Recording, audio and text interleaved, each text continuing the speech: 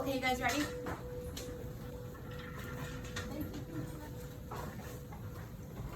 All right, so this heart is actually a pig's heart. A couple of the hearts that we have in the back of the room are from sheep, so they're much smaller. It's definitely bigger than what a human heart would be. The sheep's heart in the back is probably more accurate to the size of our hearts. But I think the pig's heart is much more easy to work with and identify the structures. So here on the heart, this is the outer portion of the heart. At the bottom here, where we started before, the apex. The top here is the base. This is actually the right side of the heart. Here's the left side. Now this structure, I didn't point out on the model, but because really you can see it very clearly on the dissection. It looks like a little kind of extra piece stuck to the outer portion of the heart. This is called an auricle. Okay? Auricles are expansion chambers that are on the top of the atria. So if we see an auricle here, we know there's an atria deep to it. This heart's already been cut open. Okay, so when I open the heart, you'll be able to see the 4 chambers on the inside of the heart. I'm just gonna go with this half if I can for now. So you can see the 4 chambers here on the inside of the heart. Up here is one of the atria. Now you see an atrioventricular valve. And you can see at the bottom of this valve that there are some very thin, kind of like threads, strings. These are called chordae tendineae, almost like guitar chords, chords of a guitar. These chordae are at the bottom of the atrioventricular valves, and they help to hold the valve to the bottom of the ventricle. You can see here in the dissection that there's a couple of cords still attached, especially right here. So these cords come from the atrioventricular valve into the cardiac muscle of the ventricle. And the enlarged areas of muscle that hold the cords are called papillary muscles. They look kind of like fingers. Remember when we did the skin last semester, the papillary region of the skin was one that had that wave appearance to it? So this has that wave appearance, this large muscle here. It's like one papilla. Chordae tendineae attached to that papillary muscle.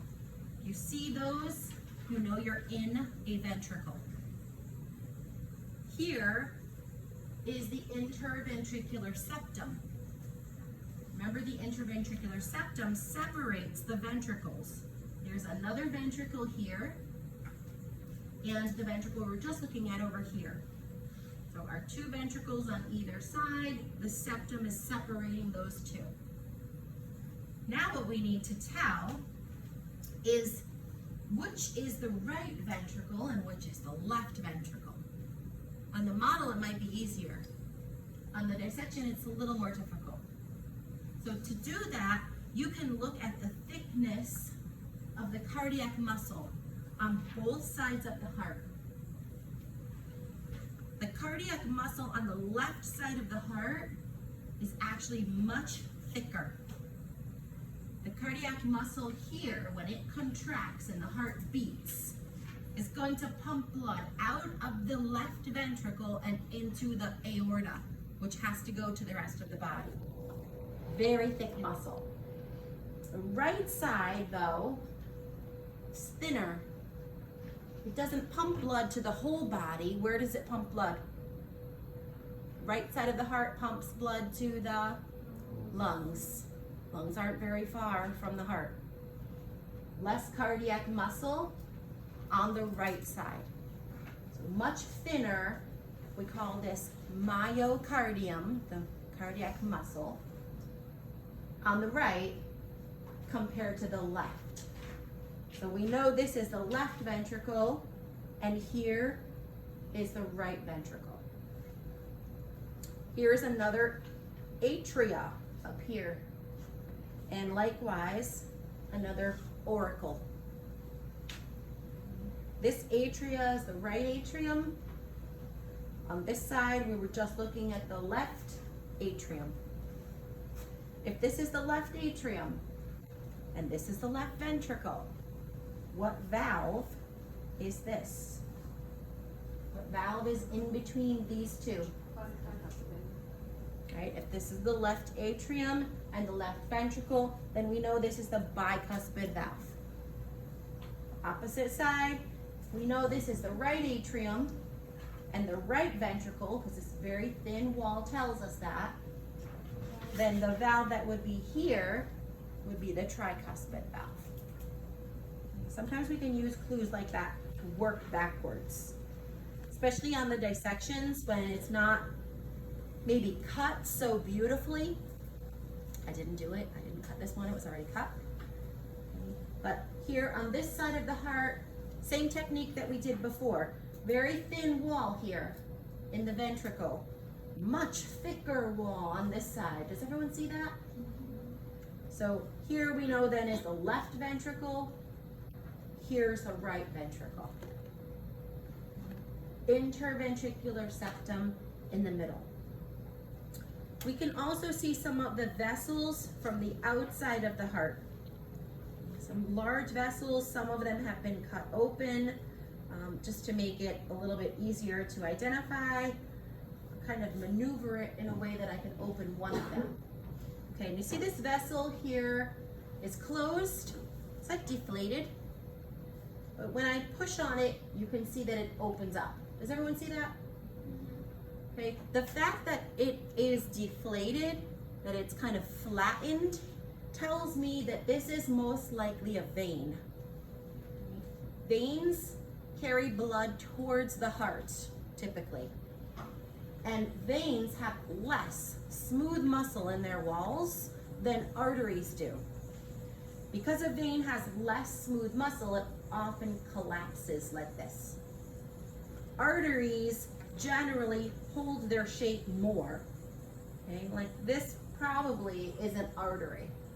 It's very large, it's very round. It looks pretty stiff and it actually feels much more strong, much more supportive. More smooth muscle here around this artery. And we can go through and look as well by moving a probe into the areas of the heart. So for example, this was our atria over here. We can move the probe through the atria so that it comes out one of those veins, one of those vessels that's bringing low oxygen content blood into the right atrium, for example.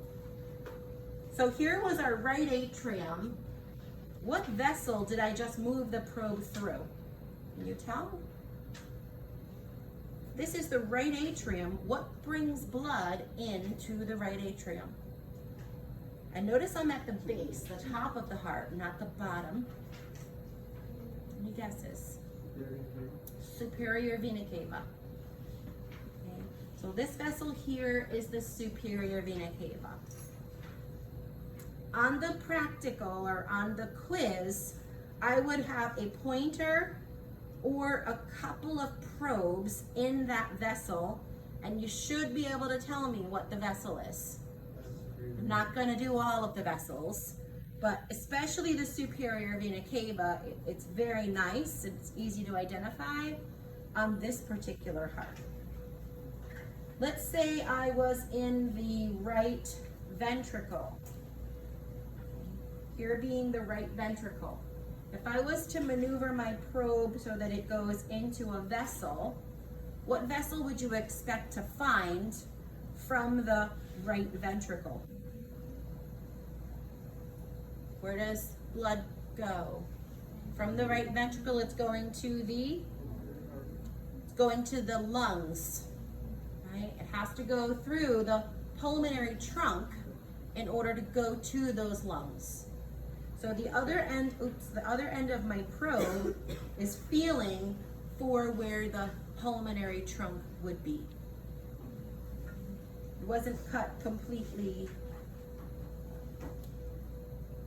evenly in half on this particular heart, but you can see as I move upwards, the pulmonary trunk would be up here. Can you see the vessel here? That's the pulmonary trunk. Right here. Coming around on this side. Maybe get to it a little bit easier here. Right ventricle, kind of maneuvering the probe. Oh, yep, just to go through into the pulmonary trunk. Here's the pulmonary trunk. The end of my probe is in there. Probe isn't long enough, unfortunately. Probably see it sticking out.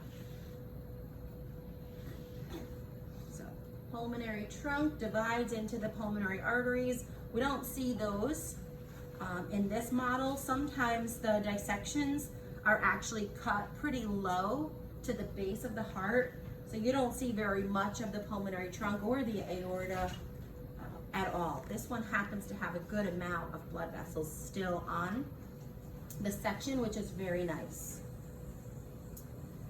Okay. Questions on this part? Does this one have an aorta? Yeah, it does. Let's see. What I was showing you earlier that was kind of open, this is the aorta. Probably just said artery before with the thick, smooth muscle.